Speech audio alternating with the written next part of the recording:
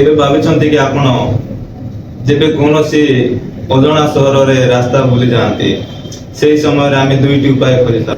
ପ୍ରଥମ ଉପାୟ ହେଲା ସେଠାକାର ଲୋକମାନଙ୍କ ପଚାରିକି ରାସ୍ତା ଜାଣିବା ପାଇଁ।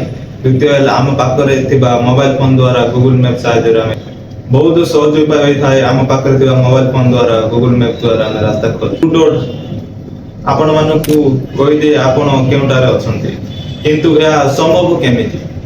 ଗୁଗୁଲ ମ୍ୟାପ୍ କେମିତି ଜାଣେ ଆପଣ ପୃଥିବୀର କେଉଁ କୋଣରେ ଅଛନ୍ତି? ଟ୍ରାଫିକ୍ ସୂଚନା କେମିତି ଏବଂ ଲକ୍ଷ ଲକ୍ଷ ରାସ୍ତା ମଧ୍ୟରୁ ଆପଣଙ୍କୁ ସଠିକ ରାସ୍ତା ଏବଂ ସର୍ଟକଟ ରାସ୍ତା ଖୋଜି ଦେଇଥାଏ। ଆଜି ଆମେ ଗୁଗୁଲ ମ୍ୟାପ୍ ପଛରେ ଥିବା ସମସ୍ତ ଟେକ୍ନିକାଲ ସହଜ ଭାଷାରେ 2003 ମସିହାରେ ଆମେରିକା ଓ ଇରାକ ମଧ୍ୟରେ ଯୁଦ୍ଧ ଚାଲିଥିଲା। ସେତେବେଳେ କେ ହୋଲ୍ ନାମକ ଏକ ଛୋଟ କମ୍ପାନୀ ସ୍ୟାଟେଲାଇଟ ମାଧ୍ୟମରେ ପୃଥିବୀକୁ ଜୁମ୍ କରି ଦେଖିବା ପାଇଁ ଏକ ସଫ୍ଟୱେର ତିଆରି। ଏହି project CIA investment arm INQTEL ସମର୍ଥନ କରିଥିଲେ। 2004 ମସିହାରେ ଗୁଗୁଲ ଏହି କେଓଲ କୁ କିଣି ନେଲା ଏବଂ 2005 ମସିହାରେ ଗୁଗୁଲ ଲଞ୍ଚ କରିଥିଲେ। କିନ୍ତୁ ସବୁଠାରୁ ବଡ଼ ପ୍ରଶ୍ନ ଥିଲା ପୁରା ପୃଥିବୀର ସବୁ ଡାଟା କେମିତି ସଂଗ୍ରହ କରାଯିବ? ଗୁଗୁଲ ଚାରିଟି ବଡ଼ ସୋର୍ସରୁ ଡାଟା ସଂଗ୍ରହ କରିଥାଏ। ଏକ ସ୍ୟାଟେଲାଇଟ ଇମେଜ, 2 ଏୟାରଲାଇଟ ଫଟୋଗ୍ରାଫି, 3 ସରକାରୀ ଡାଟା ଏବଂ 4 ନମ୍ବର ହେଲା ଷ୍ଟ୍ରିଟ୍ ଭିଉ, ଯୋଉଟା କାର ମାନଙ୍କରେ କେବଳ ଏହି ଫଟୋ ମାଧ୍ୟମରେ ନାହିଁ, ଗୁଗୁଲ AI ଏବଂ OCR ଟେକ୍ନିକାଲ ବ୍ୟବହାର ମଧ୍ୟ କରିଥାଏ। ଯଦି କୌଣସି ଇମେଜରେ MG ରୋଡ ଲେଖା ଥାଏ, AI ସେହି GPS ଲୋକେସନ ସହିତ ମିଶାଇଥାଏ ଏବଂ ଡାଟାବେସରେ ସେ ସେଭ୍ କରିଦେଇଥାଏ।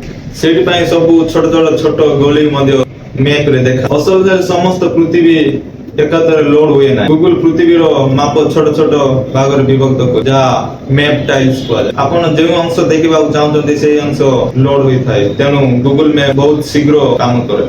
ଗୁଗୁଲ ମ୍ୟାପ ସବୁ ରାସ୍ତାକୁ ଏକ ବଡ଼ ଗ୍ରାଫ ମଧ୍ୟରେ ଦେଖେ। ପ୍ରତ୍ୟେକ ଛକ ଏକ ନୋଡ ଏବଂ ପ୍ରତ୍ୟେକ ରାସ୍ତା ଏକ ଏଡ୍। ସେହି ରାସ୍ତା ଲାଗିଥିବା ସମୟ ହେଉଛି ୱେଟ୍। ଏହାପରେ ଡିସ୍କ୍ରିପ୍ଟର ଆଲଗୋରିଥମ ବ୍ୟବହାର କରି ଗୁଗୁଲ ଶୀଘ୍ର ରାସ୍ତା ବାହାର କରିଦିଏ। ଏହି କାରଣ ଏକ ସେକେଣ୍ଡ ମଧ୍ୟରେ ସର୍ଟକଟ ରୁଟ ରାସ୍ତା ବାହାର। ଏଠାରେ ଏକ ଆଶ୍ଚର୍ଯ୍ୟଜନକ କଥା ଅଛି ଯେ ଗୁଗୁଲ ସବୁଠାରୁ ଟ୍ରାଫିକ ସେନ୍ସର ଆପଣ ମାନେନି। ସମସ୍ତେ ସ୍ମାର୍ଟଫୋନ ନିଜର ସ୍ପିଡ ଏବଂ ଲୋକେସନ ଡାଟା ପଠାଏ। ଗୁଗୁଲ ବୁଝିଯାଏ କେଉଁ ରାସ୍ତାରେ ଗାଡି ଧୀରେ ଚାଲେ। ଏହି ଡାଟା ଏବଂ 20 ବର୍ଷ ପୁରୁଣା ତଥ୍ୟ ମିଶି ଟ୍ରାଫିକ ପ୍ରେଡିକ୍ସନ କରେ। ମ୍ୟାପରେ ରେଡ୍ ଏବଂ ଅରେଞ୍ଜ କଲର ଦେଖାଯାଏ। ବ୍ଲୁ ଡଟ୍ ଟି ଏତେ ସଠିକ କେମିତି? ଫୋନ ତିନୋଟି ଟେକ୍ନିକାଲ ବ୍ୟବହାର କରେ, GPS, satellite, cell tower, wifi. ଏହି ତିନି ଜାଗାର ଡାଟା ମିଶାଇ ଗୁଗୁଲ ଆପଣଙ୍କୁ ସଠିକ ସ୍ଥାନ ନିର୍ଣ୍ଣୟ କରେ। ସେଥିପାଇଁ ବ୍ଲୁ ଡଟ୍ ପ୍ରାୟତଃ ସବୁବେଳେ ସଠିକ ଜାଗାରେ। ଏହି ଆସିବା ପରେ ଗୁଗୁଲ ମ୍ୟାପ ବଦଳି ଯାଏ। ନେଭିଗେସନ ନୁହେଁ, ଜେମିନି AI ର ସହାୟତାରେ କଥା ହୋଇ ମଧ୍ୟ ଜାଗା ଖୋଜି। ଯେତେବେଳେ ଗୁଗୁଲ ମ୍ୟାପ ଖୋଲିବେ, ସେଇ ବ୍ଲୁ ଡଟ୍ ଆପଣଙ୍କୁ ଜାଗା ଦେଖେ। ଏହାର ପଛ କାମ କରୁଛି ସ୍ୟାଟେଲାଇଟ ଷ୍ଟ୍ରିଟ୍ ଭିଉ, ଆଉ ଏହାର ପଛରେ କାମ କରୁଛି ସ୍ୟାଟେଲାଇଟ ଷ୍ଟ୍ରିଟ୍ ଭିଉ, AI କୋଟି ଲୋକଙ୍କର ଡାଟା ଏବଂ ଗୁଗୁଲର ଶକ୍ତିଶାଳୀ ସର୍ଭର ନେଟୱାର୍କ। ଏହା ସବୁରୁ ଏକ ସାଧାରଣ ନୀଳ ରେଖା ଯାହା ଆମକୁ ଠିକ ରାସ୍ତା ଦେଖାଏ। ଯଦି ଏହି ଭିଡିଓଟି ଭଲ ଲାଗିଥାଏ ତେବେ ଚ୍ୟାନେଲଟିକୁ ସବସ୍କ୍ରାଇବ କରନ୍ତୁ। ଦେଖା ହେବା ଆଉ ଏକ ନୂଆ ଭିଡିଓରେ।